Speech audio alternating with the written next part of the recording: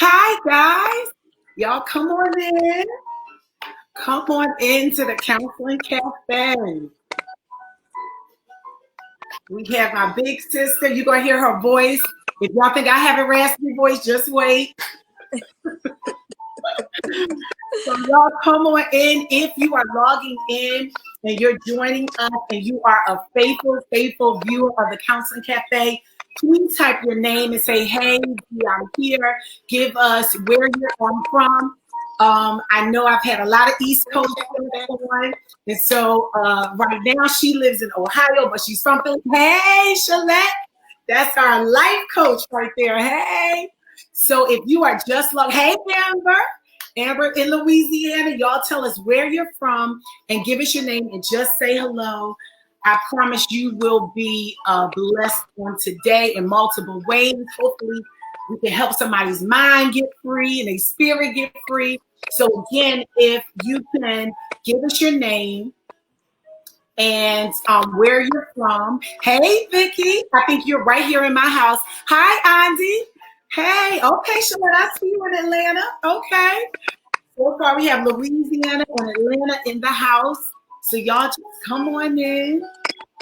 I'm going to give you a few more seconds, and y'all know I get started right on time. I'm so thrilled to have, yes, you do live in Louisiana, Victoria. That's my daughter. Okay, y'all come, everybody, there's about 11 people here, so y'all coming in slow today.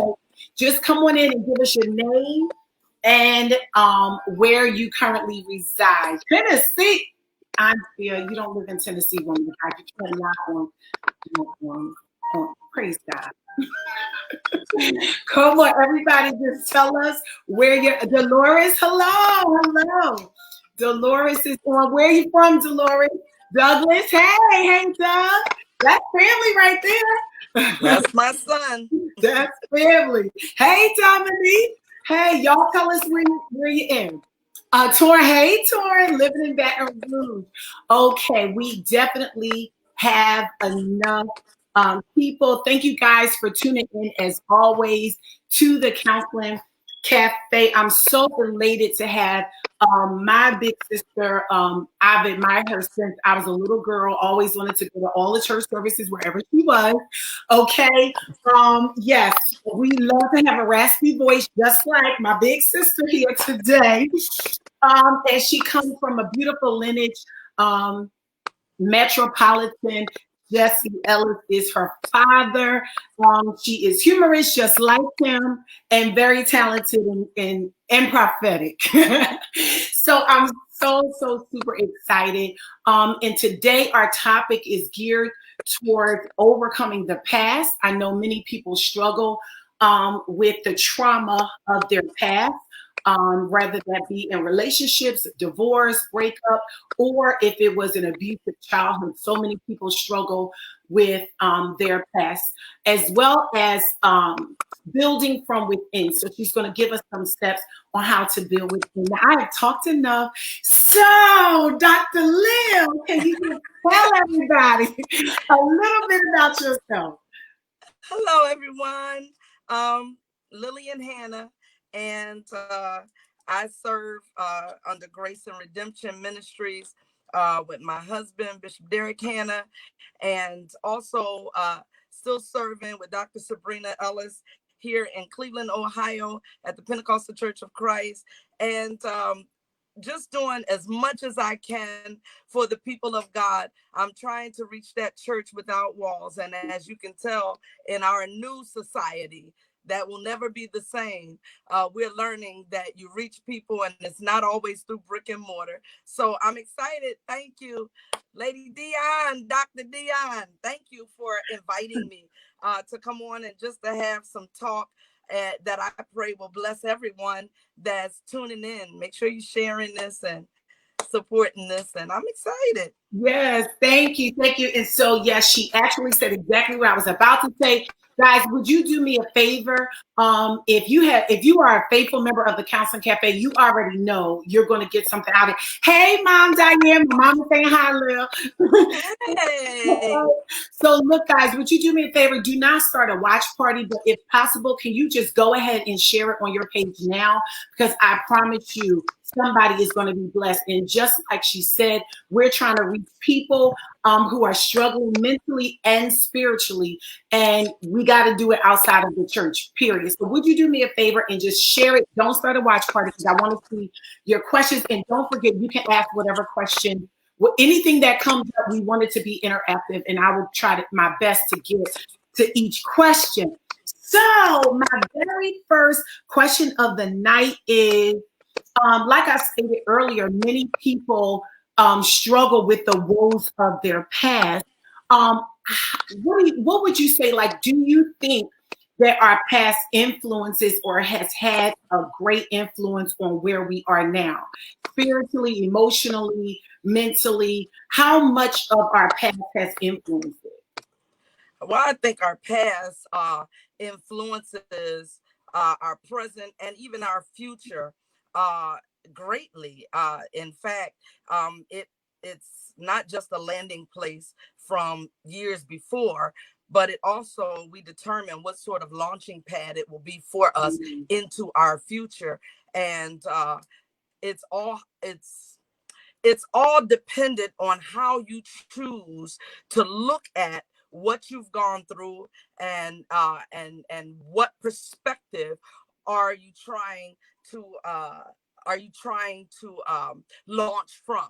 So let me reroute it a little differently. I say in my classes, which these are two subjects that I teach in my Become Your Ministry class, and one of the things I quote that I wrote in a book once was that we are the sum of our challenges and our victories. And so you cannot just look at what I did well, what worked for me. You also have to look at those things that challenged who you are, those things that challenge what you know, in order to get to your greater or your future. So one of the things I like to look at is we always use a phrase. What's that turn of the phrase? When we talk about I call it microscopic mirrors. But when we talk about how people see themselves in the mirror, that's a reflection of some truth, but it is not actually you. So there are some distortions there. There are some mirrors that make us look bigger. I tell myself that every day. I'm really smaller than you're showing me. But there are some things that, there are reflect. So sometimes we look at ourselves through the reflection of whatever that trauma was, or whatever someone said about us, or that's the turn of the phrase, seeing us under a mirror. Usually that's talking about under judgment, or how someone else defines what we're going through, or where we are, or what they believe about us.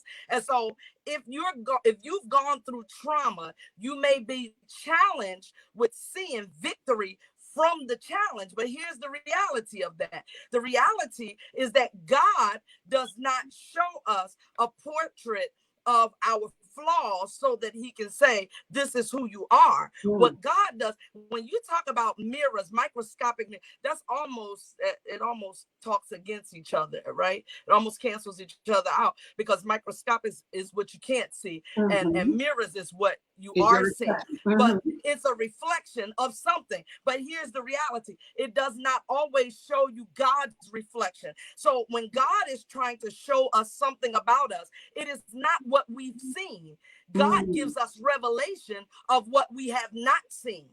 So when we're looking at our past, it could be when you were a child. You're looking at it from a child's perspective. You're looking at it from the whole mirror, from everything that reflected in the mirror at the time you were looking in the mirror. You're judging it based on how it made you feel. You're judging it based on what someone else's thought about you, or you was all about. And so if you carry that hurt, then you're constantly reliving that thing. That's what I talk about themes. I talk about, and we all have a characterization by which we define ourselves. And if you've gone through a traumatic experience, mine was rape. I was raped more times than I can talk about on this particular setting. And it wasn't just someone in the neighborhood, which it was someone in the neighborhood. I have a preacher at church, and I got 2 family members under my belt here. Wow. So that's not a badge of honor, but you start to define who you are by what you've gone through. And so when you see anything that looks like it resembles the trauma you went through, you think you're still there. You think you're still that person. You think you still deserve what you have endured. And you think that you will never live beyond that. But that's the lie because remember, we're looking through this mirror of distorted images. Yes. It is not a true reflection, because if you can see it, it's not what God is showing you. What God gives us when he talks about vision is the unseen. He reveals what is not seen. So I went through this season. I went through this time. I wasn't perfect in the season. I even made bad choices on top of the things that weren't out. I didn't choose to happen. But here's the reality. God says, I have been building you from day one. I have been chiseling at you from day one. And the enemy has been trying to break you from day one. But here you are. I come with my challenges and my victories. And there's a scripture for that.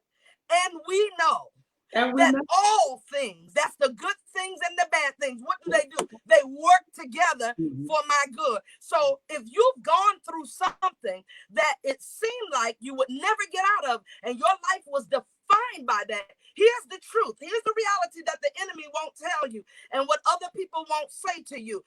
God is giving you power in an area that the enemy cannot defeat you in. So when you come out of this, you can take you can do, what's my girl name? We just saw the movie a year ago. Moses, honey, you're the black Moses. Honey, you can do what she did. You can bring them all out with you. Why? Because I know the way out. Yeah. And so things happen to keep us, but when you know the way out, why stay there? Why stay there? So let's go here, because you gave me so many nuggets so early. So I'm gonna have to erase all my questions because you're erase. Look, guys, if y'all like what's being said, hurry up and share it. I'm telling you, Pastor Lil is the truth. Share. Say amen and press some hearts. Okay. So let me slow it down. Let me ask you this. Okay.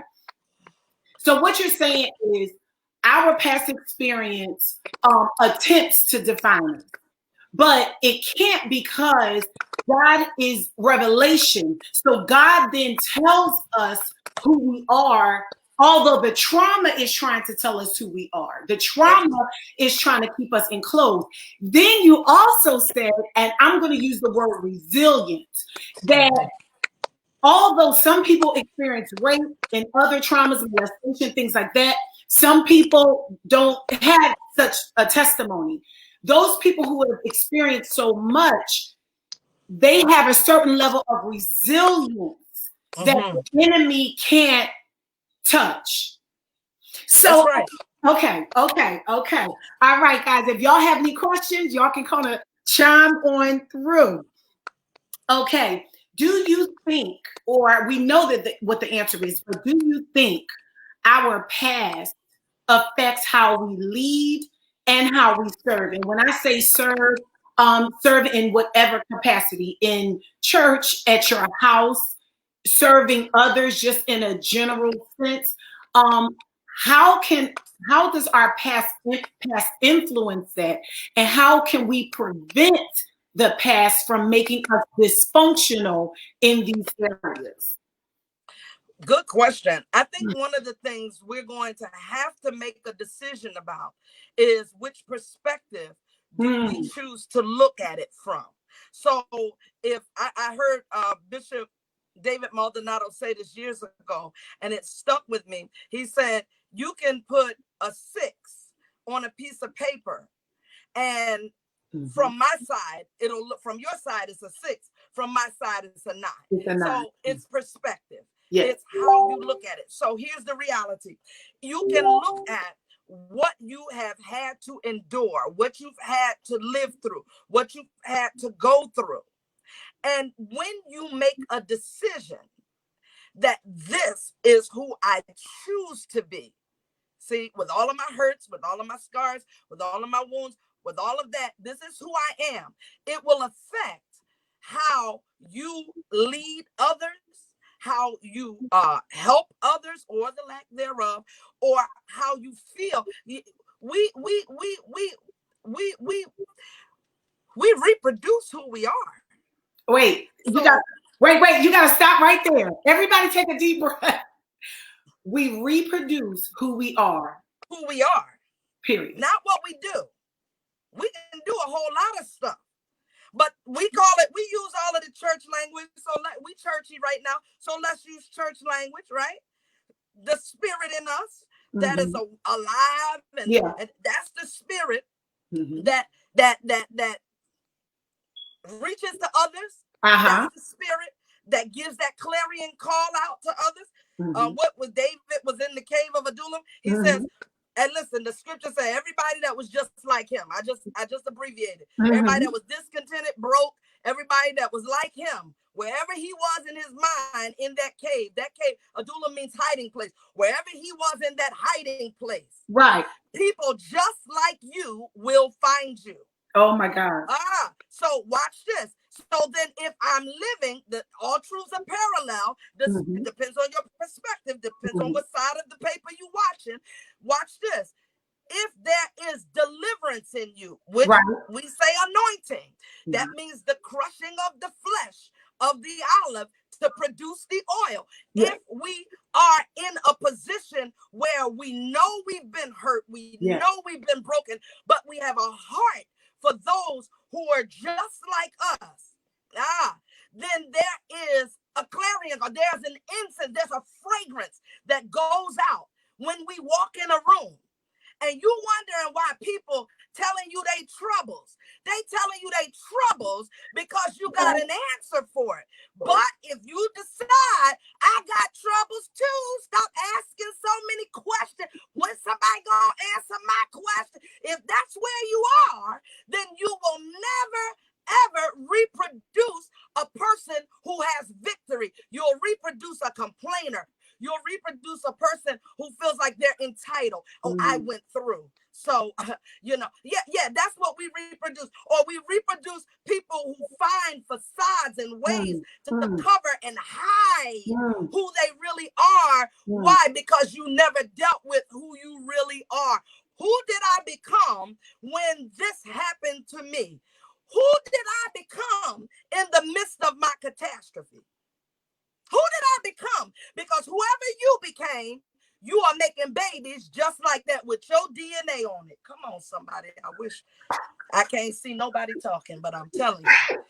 I'm glad I see these trees these days. I'm old. I'm hitting 52. Come on. Listen, I am doing my best to stay seated and calm. Okay, real quick, I need everybody to share. Okay, I'm just going to sum up what she said.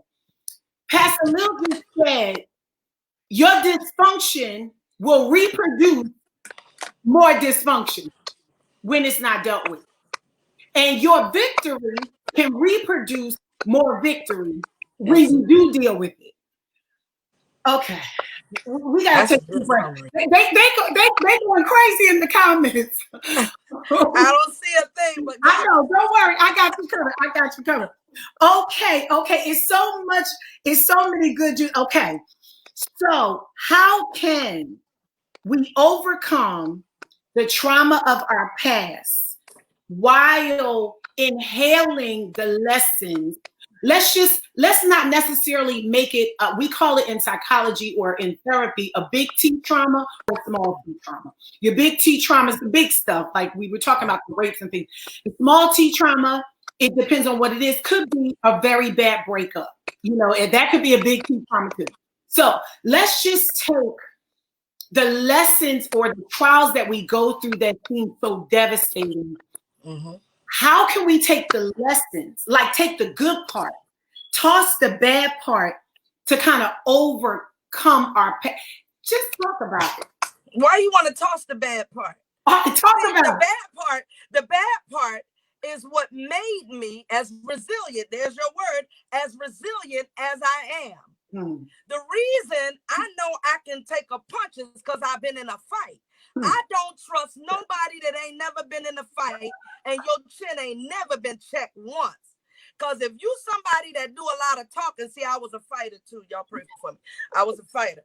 So if you was the person that had all of that to say, understand what I'm saying, then you don't know what it's like to take a hit. And what am I saying? How do I move on? How do I go on from there? You cannot conquer and you cannot create anything new from something that you refuse to confront. The first thing is you have to confront where you are. I mean, where you are as an adult, because some of us are still children living in an adult body. Yes. We're having a child experience because it happened big T or little t. The little t, let's go there. The little t are those little things, those subtleties, those habits, those ways that we created to deal with, or our coping mechanisms. So when things happen, we deal with them, but usually it's according to who we are because of the big T, the traumas. That's what the T's are for, the traumas. Right. So, but here's the dysfunctionality of that. Everything you go through ain't traumatic. It's not. But it is if you're still carrying the weight of a past. So the first thing you want to do is you got to confront this thing. No, it made me mad. I didn't like it. I don't like how it made me feel. And some of it you won't even get clarity to until you learn how to confront it. That's what happened with Lazarus. Okay, Jesus was crying because his friend was gone, but he had to confront the very thing that he was crying about. My friend is gone. I'm 4 days late. You got to confront that thing that you kept buried in the darkness, bound in the darkness, that thing that you thought was dead. It was gone. I didn't like it. It hurt me. It affected me. But after you confront the truth about it, you got to apply God's truth to it. Here's the reality of it. Somebody who was already sick did what they did. Someone who was hurting hurt you. Hurt begets hurt. Someone who was in a sick place did what they did. And I had to come to that realization. And the question is, do you want to keep carrying their baggage? Or are you ready to move on into your next? I refuse to live my future like I'm still in the past. I'm from Memphis, Tennessee. That's where I'm originally from. I was born there, raised in a place called Hurt Village. That was the name of our village, and it was hurtful. And that was where I first experienced, my biggest trauma. Okay. But I refuse for everywhere I move to be Hurt Village. I choose that what happened, happened. And here's the reality. I had to forgive everyone who participated in that hurt. I know, they don't like that. That's cuss words now. The writing getting ready to stop. Ain't nobody talking right there. Because why should I forgive them? Because they were stupid. They were sick. They needed help. And I refuse to carry you any further. When my husband teaches, the word forgive means it's 2 words: to grant exclusion. I give you that. I release that because it ain't mine to carry no more. I release it because at that time, and I could have died from it. You could have killed me to hide what I knew about you. Somebody like I ain't been threatened. Come on. Because I know too many names. I got too many receipts, huh? Yeah. Listen to what I'm saying to you. Mm-hmm. But I forgive you because this is what you now have to carry. Mm-hmm. When I let you go, now everything that God was going to do, whether it was to recompense that or whatever, is your load. If I stay connected to my wound, if I stay connected to the hurt, the the trauma, if I stay connected, whatever happens to them is going to come down the pipeline and bankrupt me emotionally, spiritually, mentally. Why? Because I'm still connected to the very thing. Do you understand how connections work? Am I saying something? This is how a connection works. A connection is that we are entangled. I don't know where you end and I begin. No. I won't be connected. I'm not going to be your water pipe. You can't flow your filth through me anymore. So I forgive you. That means I release you. That means I release myself.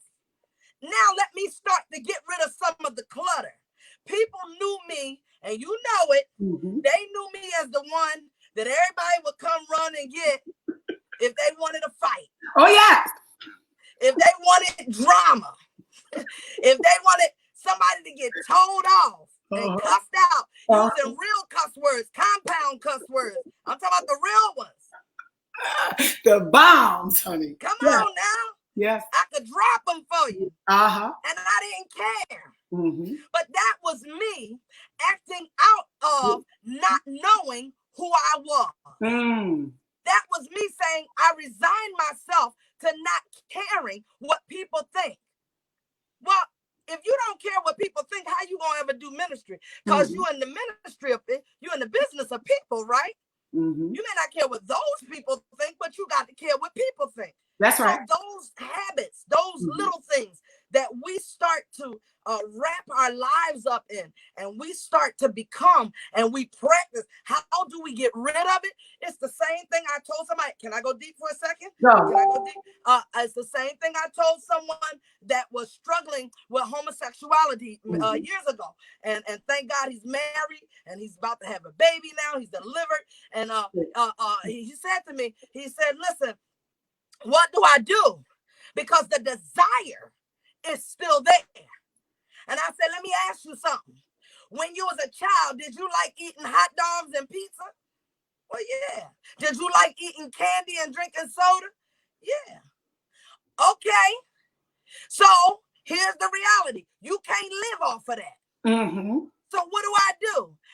Stop feeding it that. Now, you don't stop eating because you'll die if you don't eat. But you stop. But you have to replace your meal plan. You have to replace it with this. There are some things where I deliberately had to say to myself, girl, shut your mouth and keep it moving. Because this is not getting ready to be good. Until it wasn't a struggle anymore. Right. Are you understanding what I'm saying? When you replace the appetite, if you feed it, you're going to keep being hungry for it. So but when you replace it. Yes, go ahead. No, okay. So it's just so good. Guys, please share. I can't see your hearts, but I can definitely see your comments. They're saying speak. Yes, you speaking. Yes. Okay, so now we're going to enter into the question, and my daughter told me not to have my hands because my nails are not done, about bitterness, because bitterness is the residue of the unforgiveness. You can feel it in your inner person. It literally manifests and takes housing in your physical body, and you can physically feel bitterness. So my question is, okay, you've been hurt or whatever it is. You're trying to be in the process of forgiving and letting go. But the bitterness, some people think that bitterness keeps them safe from the abuser. Right. I got to stay bitter. If I stay hard, you cannot touch me. Yeah. Pastor Lil, life coach extraordinaire. Talk to me, please. But you know what? And let's look at that, because if I got to continue to keep myself confined in a posture that keeps me defeated, then it has affected me. We don't look at it like that, but you are affected. I'm going to tell you the truth. I went through a situation, and I can't obviously discuss it here and all the details to it, but went through a situation where when they don't like you, they don't like you. I don't care what you do. Yeah, and you ain't have to do nothing necessarily. And they the ones that harmed you, right? They the ones that did the mess to you. Yeah, that kind of thing. Sometimes people are so dysfunctional that they try to push the buttons to see if you're still that person. So little things will always come. You don't know you still bitter until you go through something else. Right? It's a trigger. A conversation, it might be a smell. I don't know. And, whatever it is. That's right. It triggers. It's a trigger. That feeling. That's right. You sense it again. But I'm saying that because the enemy will always use something or someone to trigger that. Why? Because if I have you in that place, then mentally you're not clear enough to know how to untangle the cobwebs. You don't know how to walk away from it because that's the connection. It's still connected. Usually when a person is still bitter, it's because they have not resolved themselves to say it's over. You're still looking for a different ending. You can never change the ending of something that already happened. That's your theme. You went through it. You were challenged with it, but you can always change your paradigm. I don't have to live as that anymore because that was that girl. But this girl emerged from that, and I'm not bitter. When you're bitter, it's usually because you think, say marriage. Somebody got married and they cheated. Now they married to somebody else. And man, I don't even want my son to go near them. I don't want them nowhere, no, because he did me wrong. Now all of a sudden you trying to be the man of God. And, but it's because you think they won something. Yeah. You think they have something you're not entitled to. Well, let me bless you today. Bless them. Perhaps, just perhaps, God did not want them to be the ones to bless you with that. Because you don't know what people go through behind closed doors. We come to church with that emoji face. You know the emoji face. Yeah. We come and give our praise with that, and so miserable. But that makes you angry because you don't really know who they are. Wait, you don't know who you are. Because there's a victory in you that God says, you lack nothing. I will give it to you. I'll supply all your needs.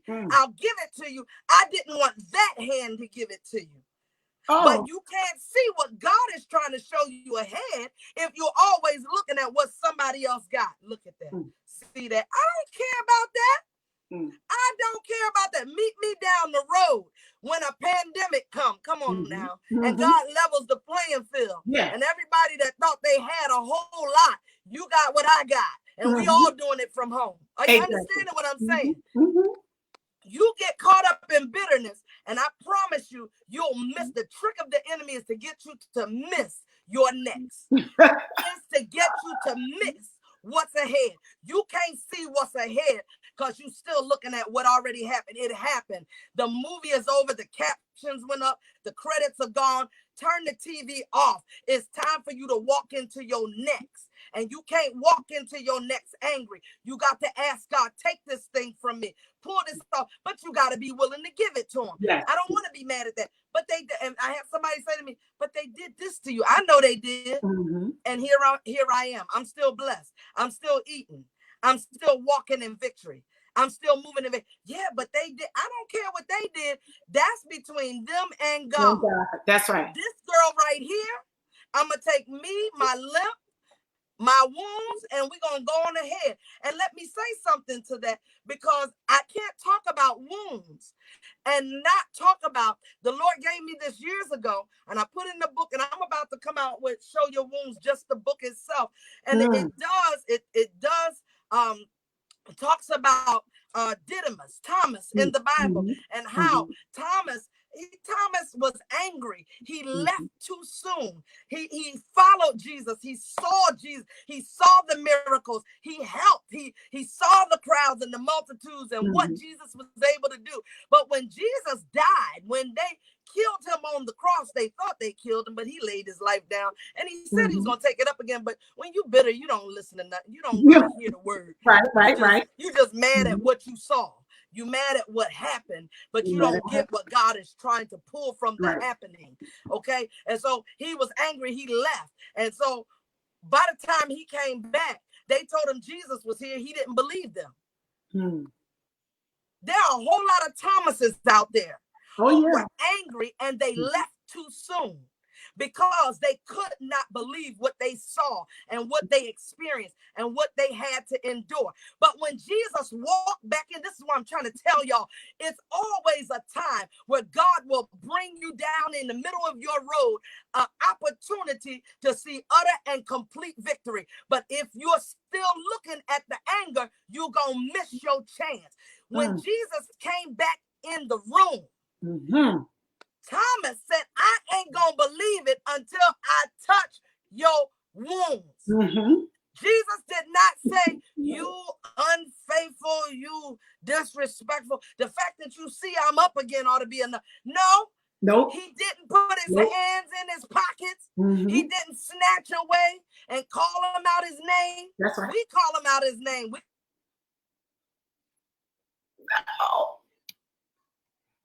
Wait, I can't hear you. Go. We do that. That's the stuff we do. Lucia, who calling me? You see I'm on this line. That's the stuff we do that. Right. Jesus held out his hand so Thomas could touch the wound. What am I saying to you? There are some people who will never know Jesus, who will never know their deliverance and their victory until they can touch your wounds. Stop hiding them. Stop showing. Oh, well, no, honey, everything all right. No, it ain't all right. I was mad as hell, and I almost beat them up and the devil with them. But God, you see how that works? There's always a but God moment. He extended his hand to me. He extended his hand. He put his fingerprints on me. He extended his hand. I got to touch his DNA so that everything else that was messed up in me can now be changed and turned around. We got to get back to preaching that God does the changing. We've been trying to change people a long time. We dressed them up. We gave them wigs. We taught them how to beat their face and put lashes on. That's right. We taught them how to look like a whole nother person than who they wake up in the morning, but their insides are still jacked up. They need to know, can God really give me victory and deliverance over this? That's what they need to know. On a deeper level, on a deeper level, just getting to know.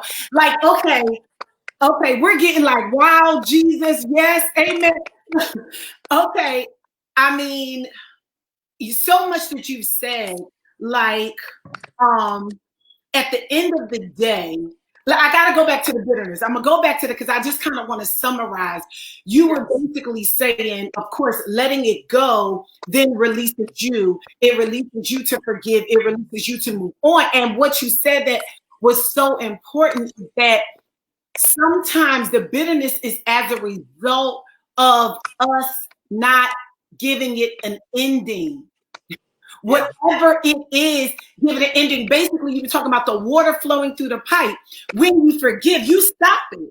You stop. Cut that off. You cut it off. You stop the continued abuse. You stop the continued accusations. You stop the continuation of it when you finally say, I forgive you. So now, and we stop talking about it. And you stop. We keep it alive, rehearsing. You know what?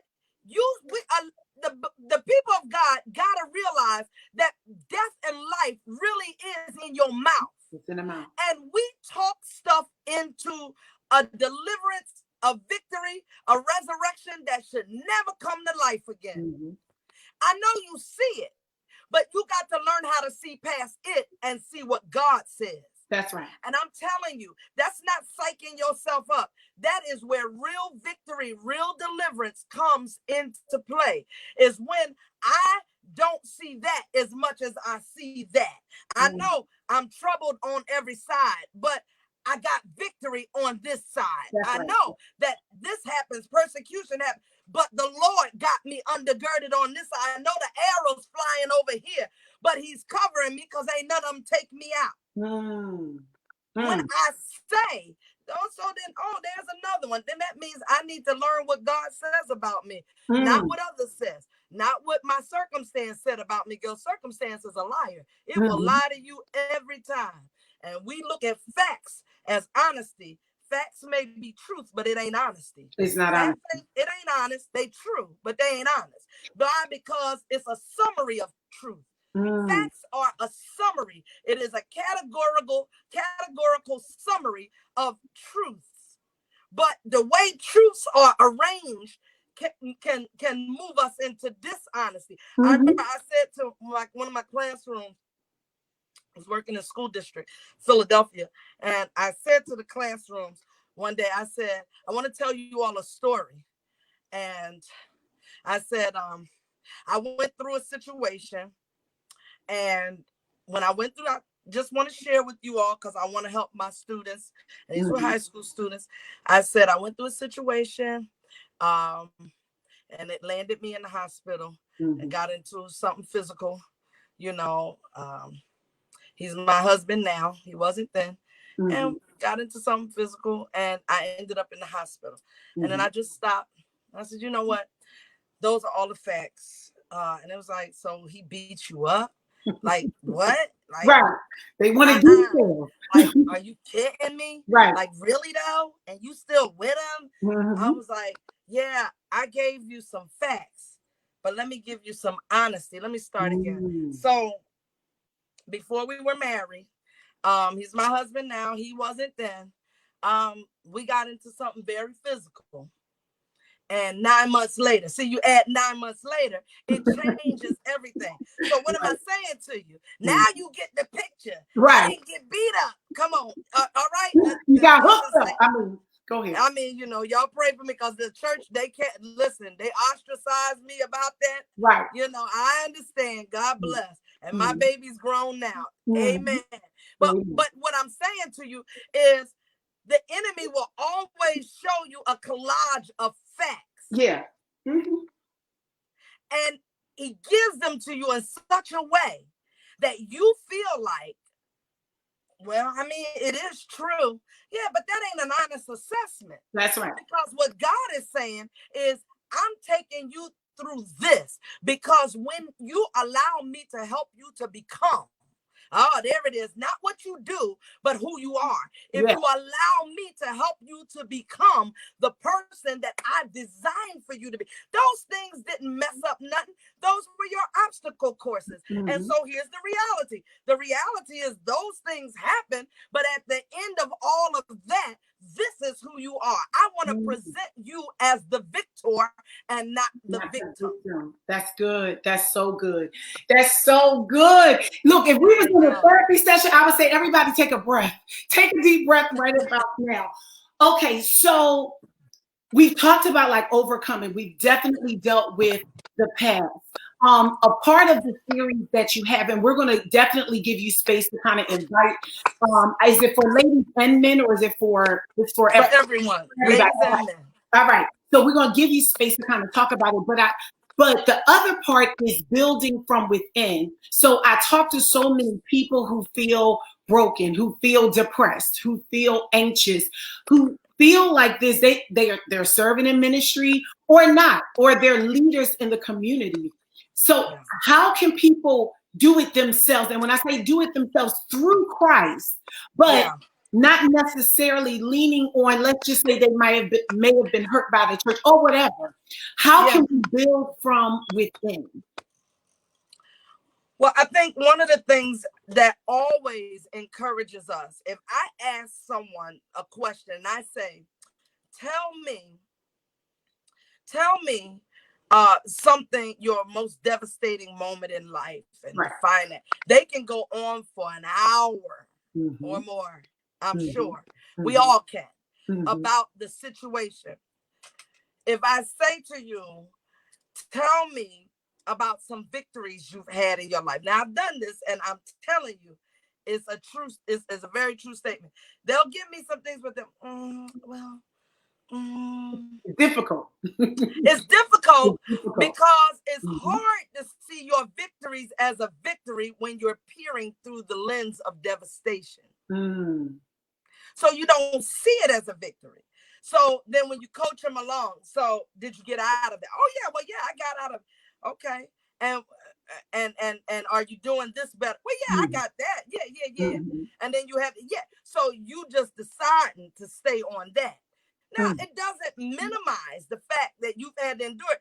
And everybody can't do it alone. Sometimes you need someone. You need, whether Yeah. it's professional, whether it's Mm-hmm. counseling. I'm going to advocate for that. Whether it's someone that you can talk to that knows. See, because you can bleed on people and they don't do nothing but make it worse. Most times when you start telling people what you're going through, they don't know. They with the wheels on their wagon ain't strong enough to handle what you've been through. It's not strong So enough. That's it right. ain't strong enough. So It's they not. start telling you their problems, and they think that's Exactly. the answer to your problem. Because have you ever talked to somebody and they say, Uh-huh. "Yeah, child, because ain't Me nobody too. talking about you. It's my turn," you know. So, but Mm-hmm. but the reality is that when we start seeing the positives, the victories Yeah. that God brought from out of it, you start to pick up on a thread that God was in the midst of it The the whole whole time. while. Yes. He was trying to pull me to something greater the whole while. What is that something? There you go. Now my mind, this is the replacing of the food. I'm not living on now laters now. Okay. Mm-hmm. Now I'm hungry for something else. Yes. And Mm-hmm. so you don't get delivered from this by trying to ignore it, but you Right. can starve it, Yeah. but you don't starve yourself. Mm. I can still eat a hot dog and pizza and a now later. Thank the Lord. Mm-hmm. When I come across, and my teeth may not like it, but Right. I can still do that. You can still do it. But that can't be But your I job. don't have a taste for it. That's right. Because God starts to change my appetite. Wait, here's another one. And my desire. Mm. So I don't desire that anymore. Wait, and I will give you the desires of your heart. Your You heart. thought that meant a house and a car. That is so minuscule. No, I'm not going to give you everything you say you want, because you might say you want my husband. No, that's not what he's saying. He ain't saying it. Don't Right. try me though. God bless. Amen. Amen. Amen. True. But when he says, I will give you the Right. desires, that means I will give you a whole nother set of desires. Mm. I'll give you what to desire. Mm. You got desires in your heart for greatness. You have desires in your heart to go and to do better and to be better. Sometimes it is getting away from your current element. Mm-hmm. And it's not because you're running and I just got to be faithful. No, sometimes God is trying to get on your nerves until you got sense enough to say, I got to get away from this and Got to this go. friend. That's Why? right. Because I got a different desire. That's right. Your appetite changes. And he will give you Mm-hmm. the desires of your heart. Mm-hmm. Give me what to desire. And if you desire it, God will fill the need. He will fill the appetite. He will give it to you until you look back. I'm not mad anymore at Laura Fisher. Come on.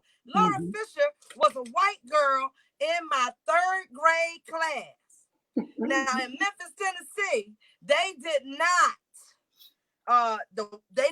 celebrate Black history and all of that. Mm-hmm. I'm a 60s baby, so they ain't celebrate none of that in the 70s. Right, right. So in our reading, the teacher would give you a couple lines and you would read ahead to see where your line was and make sure you can read your lines. Yeah. And Laura Fisher, I saw her lines, and her lines had the word nigger in it. Oh. Yeah, we was reading that kind of stuff. Okay. And I started whispering to Laura. I said, you better not say it. You better not say it. You better not say it. She said in front of me. She sat in front of me. I said, you better not say the word. You better not say the word. And so when she was reading, she started shaking. And the teacher, go ahead, Laura. Go on, Laura, say it. Go on, Laura, read it. And Laura just broke out crying. But see, the other part of Laura is Laura was very nasty on a regular basis. And she always treated us like we were one. But I couldn't take hearing her say it. That's right. She didn't. But now I'm not worried about what Laura Fisher think about me. I love that. You know, I bet she ain't right. I bet she ain't down there on the march. You know, I don't care. I don't even know where that girl at. Right. That's right. You want to know why? Because that's something that happened there.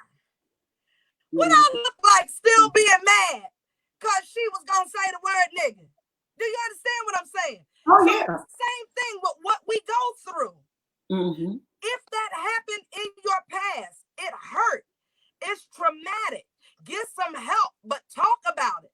But let's pray and ask God to give you a different desire. I ain't on that level now. I'm not mad because somebody tried to out-sing the ABCs to me when it was my turn.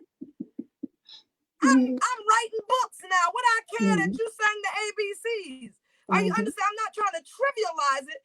Oh, but yeah. to be honest with you, where God is trying to take his people, those things were just a course designed for that time, that moment, that season. Now the leaves are falling off the trees, or now well, you know, they ain't fall off the trees now. This season they doing everything else, but it doesn't matter. Right. The point is, when the season changes, everything changes. That's right. Don't stay there. Don't stay stuck. Don't stay stuck. Don't stay stuck. I rebuke that in Jesus' name. Don't stay stuck. And when you decide, I'm not going to stay stuck anymore, you will get up and start to do something different. I don't care what it is. It doesn't resemble yesterday. I'm going to do something different. Because you can be like the woman that said, I wanted to lose weight because I was always depressed about how people laughed at my weight size and talked about me. And you can go get the surgery and you can lose the weight and you'll still be that little chubby child inside. You want to know why? Because your mind ain't changed. Your mind hasn't changed. It's what you did. It ain't who you become. So you still, you know, they looking at, ain't nobody looking at you for they think you cute. You know, that's the stuff the enemy tricks us with. That's right. And so we have to be determined.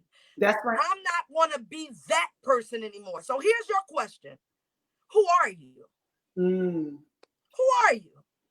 If I said, get a piece of paper right now, draw a cross from the top to the bottom and straight across from one side to the other. And you can put up in the top middle, who am I?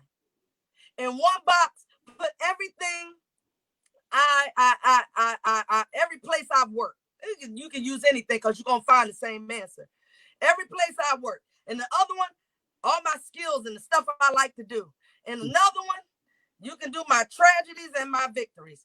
You're gonna find a thread between all of those because essentially all of those are a part of you. Now, what part will you magnify on and how will you use this to be the other person? Not the person that was under the thumb of depression and anxiety and pain. I don't want to be that person anymore. And you don't ever have to be the moment you decide that's not who I am. That's what I did. That's not who I am. That's where I've been. That's not who I am. That's what I endured. But I did endure it. That's a victory right there. You didn't even know that was a victory. That was your victory, right? That was your moment to shout right there. Right there. Somebody ought to be shouting in their house. Somebody ought to be shouting. Listen. So, and I'm going to add this because basically you were saying when you were saying like God wants to link the thread. It's almost like starting with your thoughts, starting with shifting those thoughts. If you can get this right up here, everything else will start to, your story will change. It's like like you said, we keep telling the same story and the same complaint, and we stay in this, what is it, the gerbil cycle of sameness. But as soon as you allow God to infiltrate your thoughts, to rewrite this story, tell a different story. Please tell a different one. Because he got a different name, but you going through the same thing. And you gonna say they all are like, no, you are the common denominator, ma'am, sir. And let me say this. When it comes to relationships, if you don't change your story, all you're going to do is attract the same person with a different body. If you don't change it, if you don't change it, you will attract the exact same person in a different body. And I'm going to say this, not only in romantic relationships, in sisterhoods that broke up, in brotherhoods, in friendship. That's as important. You will attract the same people, have the same cycle of issues from now until you're 90 if your thoughts don't start to change. Period. And if go ahead. I'm sorry. No, I was going to say, and create and allow God to create a different thread, a whole different sphere for you, because that the reality is that with relationships, friendships, and my daughter says situationships, whatever they are, okay. To be quite honest with you, we usually choose people who resemble where we are right now. That's right. And not where we're going. So when you try to get down the line, they remind you of who you are. But this ain't the me yet. See, you got me at an interval. You got me while no. I'm passing from death to life, honey. This is not the me yet. That's right. And so they just right for me right now. Well, something wrong with that picture, because if I go back and remember them blue jumpsuits we used to wear? Oh, yes, with the elastic on the leg. If I go back and try to put this me in that suit, it ain't gonna fit. Exactly. Wait, and can I interrupt real quick to say? So again, in the psychology world, they have something called trauma bonding. Right. So when you are in a dysfunctional place in your spirit, sometimes we attract somebody and you don't bond on a healthy level. You bond your trauma bond. It's a trauma bond. Girl, that's hot. That's good. You're going to use that, right? And you think that this is God. Oh, this connection I feel is so strong. It's a trauma bond. So that's a trauma bond. Baby, we telling you, change the story. Change the story. It's time for the next chapter. It's time for the next chapter. Turn the page. Honey, you read that chapter. You've lived that chapter. And when you're ready for the next chapter, it's a clean piece of paper in front of you. Please do not write the same thing from the last chapter. Okay? No trauma bonds for me. And stop. I'm tired of friendships that got everybody got what do you call it? Projects. I don't need another project in my life. I got ministry in my life. And I'm going to do ministry, and I'm going to be ministry. And yes, that's it. And all that other stuff. You can't do it. So, okay, we're losing time because I do like to stay within. But I just want to touch on this really quick when you said that. I did a little speech about being a rescuer. I was on a Zoom and it being a rescuer. I had to do some research about being a rescuer. And exactly what you're saying in friendships, in relationships, and whatever, so many people go into it wanting to save others. And so therefore, you literally get a plate of problems. You get a plate of problems, but the rescuer has to identify that you don't want to do this anymore. The only thing you want to save is yourself this season. Right. Well, and then think of it this way, because while you were talking, this did come to my mind. Could it be that the reason we go and try to rescue people in certain veins, in certain ways, is because we're trying to rescue ourselves? Vicariously. Vicariously. You're trying to we see that part of us that did not get victory. and we didn't see the victory. Now you done lived past it. Y'all done lived through COVID. Now listen, it's coming back again, but that's okay. I won't talk about you lived through stuff that other folk didn't make it through. And you still trying to find yourself in other people. That's not the you that God wants you to rescue. Understand something. When you are, remember that spiritual piece, when you are delivered, that you, it's a difference when somebody write a book and they telling all. I can tell all too. I was offered some money to tell some stuff. I don't tell stuff, but I'm just saying, you know, there are people that do the tell-alls and they market their misery. And everybody, just like that sad song, I ain't gonna name none because artists be on here. But you know, that sad song that come on and everybody just cry and you repeat it. So you cry again and then you repeat. You know what? Break that. Stop. That's it. Stop it. Stop. The you that deliverance brings about deliverance in others, that rescues them in others. You ain't gonna have to work to do no. You ain't got to work for the rescue. You don't got to work because remember, that's who you are. And when you walk in that, immediately people are saying, "How can I get that? I want that victory. I want that. I want that deliverance." That's what they looking for. They don't care about your sad story.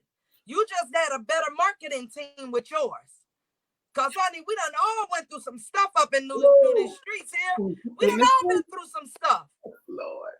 They don't want another sad story. What I want to know when you done talking about it, they really want to know two things. They want to know, how can I come out? That's right. And how can I prosper? That's it. Everybody tired of being broke. I'm serious. We live in the richest country in the world. I'm telling you something. How can I prosper? How can I, and prospering is not always about money, but how can I prosper? How can I see myself, my future self? How can, if I could go back to the young me, I mean, I saw a video somebody put up, that keeps flashing through my mind, like, oh my God, did I really look like that? Did I really sound like that? Was I that girl? I'm serious. And I might still look like that, sound like that and everything. But to me, I see something so different. Yeah. But it just lets you know that God can bring you, but you got to be willing. You can't keep chasing water. Come on. Don't go chasing. Right. And I like it. Don't market the misery. Don't market your misery. You can tell the story and share your testimony because we overcome by that. But the part of victory is the testimony. That's how people overcome. That's how they overcome. It's tell me how you overcame it. Yes. Right. Tell me how God gave you victory. Can you tell me in steps 1 through 7 how I can get through? You know, you understand what I'm saying. Oh, yeah. What did you do? What did you do? How did you get through it? Period. How did you get through this? How did you get through it? Listen, pastor, prophetess, I don't, you know what? Spiritual counselor, friend, big sis. I mean, when you go back and look at the live, you're going to be able to see the comments. And all I can say is to God be the glory. Amen. I hope you guys were inspired, motivated, encouraged. I hope you got nuggets. I hope you have, I see you saying this is good. Laquita, I see you, mama. Somebody's working at Walmart. She said I'm about to, or at Walmart. She said I'm screaming at Walmart. You're going to see in the comment section. So I know that this has been a blessing to you. Listen, at our church, even when I'm out, if somebody is a blessing to me, I don't care if it's a little kid, I want to be a blessing to them. This is not a transition into an offering. It's not. If you just want to actually physically show her that we appreciate her spending this hour with us, you're welcome. If you want, if not, you don't have to. You are welcome to Cash App her. She has a Cash App. What is your Cash App? $ Grace and Redemption. $ Grace and Redemption. Beautiful.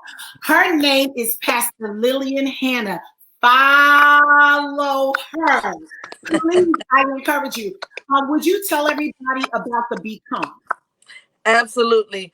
We've been doing it every Sunday. Now we're doing from 7 to 9. I stopped it in the middle of the teaching because we're going to take it up again. Father's Day is coming. And I wanted to give everyone a chance to have a break. But Become is an acronym for building from the inside out, experiential learning, creating ministry paths, overcoming your past, moving to your greater, and evolution, revolution. And we teach for 2 hours on Sunday from 7 to 9. We'll start again on the 28th of this month. And we get through each of those. It's actually 7 modules, 6 for the acronym, and then 1 is a summary module.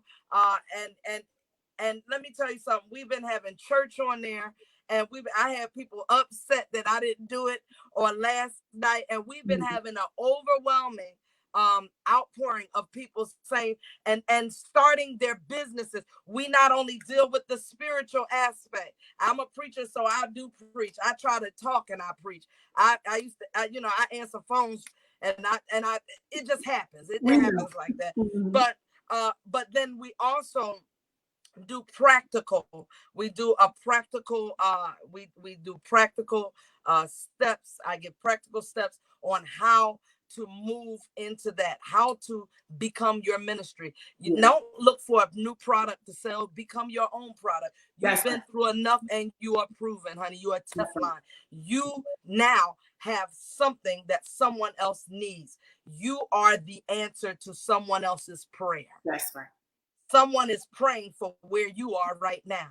And if you can imagine that, then it's time for you to know. It's time for you to stop doing and become the very thing that God has created us to be. I'm out on Thursday nights at 8, it might be 8:30 this Thursday night. And I do my lives. And thank you for that opportunity and that plug. Absolutely. But you can go to graceandredemptionministries.org and you can see how to or just slip me a message and I'll send you the link for you to register if you want to be a part of that. So I'm sure everybody can see why I love her, why all of the chicken heads that were following around behind her love her. Look, I feel myself a chicken head too, because she keeps it 100. The transparency is so infectious. You have to be real around her. All of the facades come down. I'm telling you, follow her, support her. She's already in a place, but we know that she's going to go international. So follow her now before she's running so fast we won't be able to catch up. And I see your son put it's 7 p.m. Eastern Standard Time. So everybody that's in the South with me, you guys at 6 p.m. our time. And that's, you said it's on a Saturday night? Or no, Sunday nights. Oh, Sunday nights. Okay, and not Father's Day, but maybe the Sunday after. The Sunday after that, yeah. Okay. All right, we love you guys so very much. Would you do us a favor and would you share this? Would you of course, it's too late to start a watch party, we're ending it, but would you mind sharing this because there are about 15 people on your timeline that need to hear what was stated today. And would you join me again next week for our Counseling Cafe, same time, same place? God is doing a big thing. I mean, I just want to let you know we had 50 strong the entire time. Wow. Okay, so thank you so much. Again, if you would just like to bless her and you would just like to, if you want to, you don't have to. $, great. What is it again? And redemption. Grace and redemption. And spell redemption. You know I'm a little slow with the spelling. Go ahead. REDEMPTION. I love it. Thank you so much, Pastor Lil. We love you for real. And you will, if I have anything to do it, you will be coming down south to minister to the people, okay? Look forward to it. All right, love you. Y'all have a good one. Bye. Bye-bye.